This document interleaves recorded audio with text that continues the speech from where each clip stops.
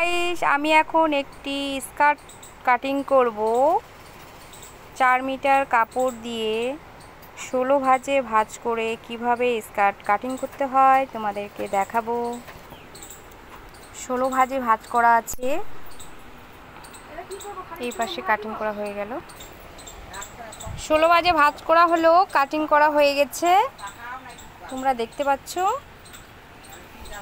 16 ভাঁজে কাটিং করে একটি স্কার্ট তৈরি করব।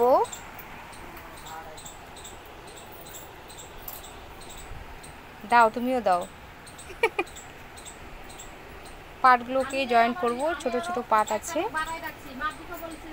16 ভাঁজে কাটা হয়ে গেছে, নিচে পার পুরো করে কাটা যাবে না। কিভাবে কাটলাম, প্রত্যেকটা পার্ট এভাবে জয়েন করতে হবে, একটার সঙ্গে একটা পার্ট জয়েন করতে হবে।